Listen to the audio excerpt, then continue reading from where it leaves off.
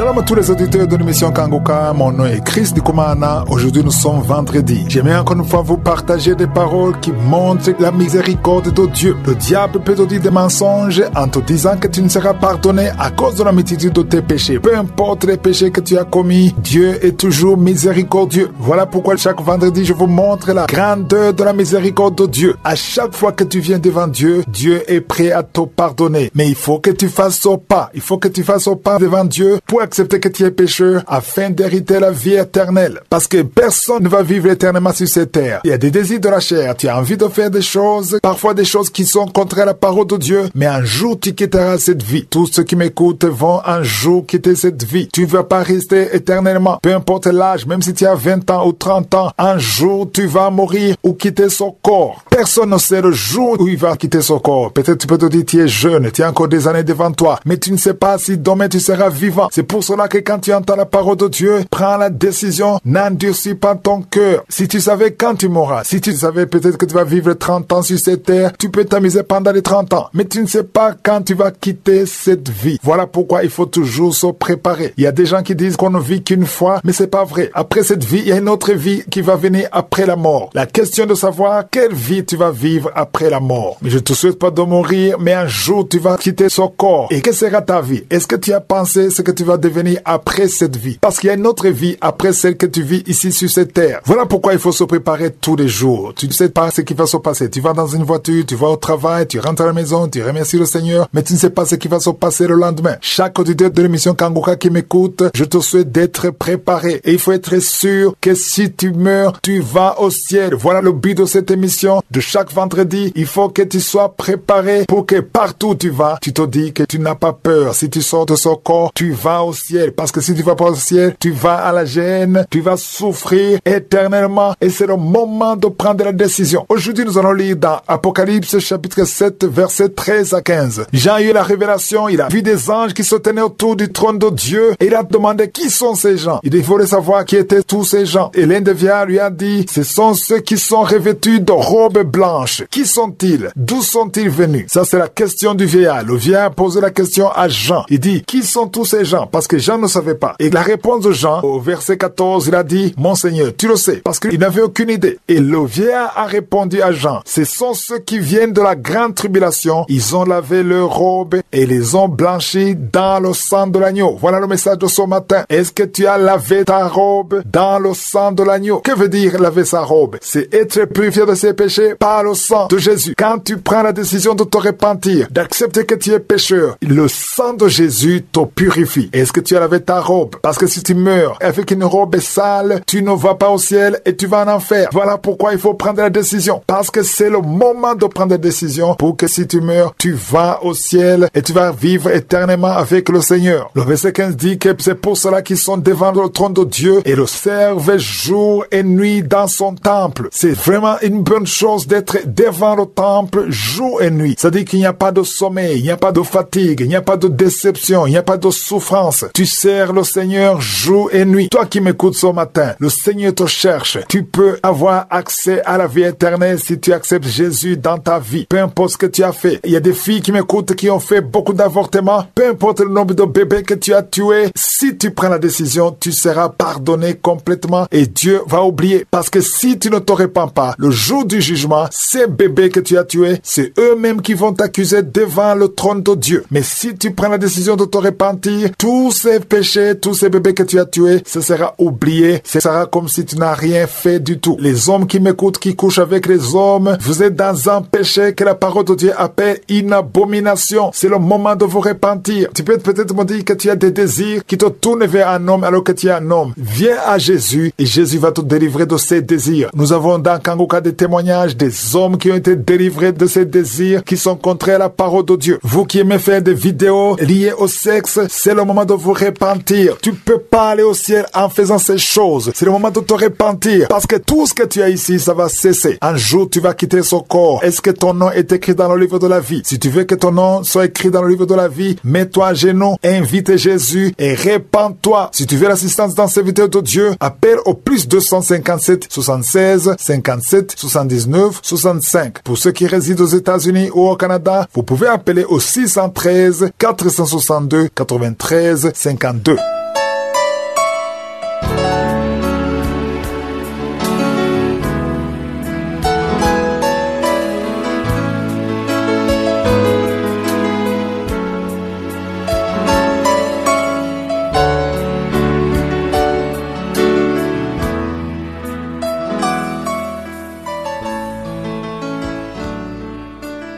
Nous sommes maintenant dans la deuxième partie, c'est le moment de l'enseignement. Nous continuons avec l'enseignement que j'ai intitulé « Qui est le Saint-Esprit ?» Nous sommes encore dans 1 Corinthiens chapitre 14. Hier, j'ai terminé sur des paroles assez puissantes. Nous avons lu le verset 19, mais avant de relire le verset 19, je vais encore relire le verset 11. 1 Corinthiens 14, verset 11. Il est dit « Si donc je ne connais pas le sens de la langue, je serai un barbare pour celui qui parle, et celui qui parle sera un barbare pour moi. » Le mot barbare, ça veut dire que c'est quelque chose qui n'est pas compréhensif. Donc tu parles des choses et la personne qui est à côté de toi ne comprend pas. Ici, j'insiste pour que vous compreniez que quand tu es dans l'église, tout ce que tu fais doit être pour l'édification commune. Ça doit être pour édifier les autres. Ne fais pas des choses pour toi seul dans l'église. Sinon, tu resterais à la maison. Pourquoi est-ce que tu es venu à l'église? Aujourd'hui, il y a des chrétiens qui restent à la maison, qui regardent sur YouTube. Et ça aussi, ce n'est pas une bonne chose quand il y a une église dans ton quartier. Peut-être tu peux le faire si tu es dans un pays qui n'accepte pas la chrétienté, où on persécute les chrétiens, où tu n'as pas d'église dans le quartier. Je peux comprendre. Mais si tu es là où il y a des églises, c'est très important d'être avec les chrétiens, avec le corps de Christ. C'est très important parce que Jésus a dit, aimez-vous les uns les autres afin qu'ils sachent que vous m'appartenez. Comment est-ce que tu peux aimer quelqu'un sur YouTube que tu connais pas? Le Zoom, c'est bien, mais c'est important d'être présent physiquement si c'est possible. Et maintenant, allons au verset 19. Le verset 19 dit, mais dans l'église, c'est Paul qui dit, mais dans l'église, j'aime mieux dire 5 paroles avec mon intelligence afin d'instruire aussi les autres que 10 000 paroles en langue. C'est-à-dire que tout ce que tu diras avec ton intelligence, c'est très important parce que les autres vont comprendre. Sinon, les autres ne vont rien. Tu peux être par exemple au Burundi et tu parles en Kirundi, tout le monde comprend le Kirundi. Le Burundais, au Burundi, on a une seule langue, c'est le Kirundi. Tout le monde va te comprendre. Si tu viens prêcher en Kirundi, tous les Burundais vont comprendre ce que tu dis. Mais si tu prêches en chinois, s'il n'y a pas d'interprète, il n'y a que les Burundais peut-être qui ont étudié en Chine qui vont te comprendre. Les autres ne vont rien comprendre. Si tu viens par exemple dans l'église où je suis et tu prêches en chinois, personne ne va te comprendre. Il faut absolument un interprète qui interprète du Kirundi au chinois. S'il n'y a pas d'interprète, tu parles à toi-même. Dieu comprend ce que tu dis, mais nous ne comprenons rien. Il faut absolument un interprète. Voilà pourquoi quand tu parles en langue, c'est mieux qu'il y ait un interprète. C'est la raison pour laquelle tu ne me verras jamais avec un micro en train de parler en langue. Pourquoi? Parce que jusqu'à maintenant, je n'ai pas le don d'interpréter les langues. Donc je ne peux pas parler en langue si je n'ai pas le don d'interpréter. Bien sûr, ça peut peut-être arriver d'une façon, mais je me retiens. Je me retiens parce que je ne peux pas continuer à parler en langue alors que les autres ne comprennent pas ce que je dis. À moins qu'il y ait quelqu'un qui ait le don d'interpréter les langues. Je peux parler en langue s'il y a un interprète qui va interpréter ce que je suis en train de dire. Mais s'il n'y a pas d'interprète, je prie en langue chez moi, seul, pas devant le peuple de Dieu. Et aujourd'hui, il y a des chrétiens qui ont pris le parler en langue comme un signe de spiritualité. Tu veux parler en langue pour impressionner les autres. Mais je vais vous dire une chose. Le parler en langue ne figure pas sur la liste des fruits du Saint-Esprit. Le parler en langue, c'est juste un signe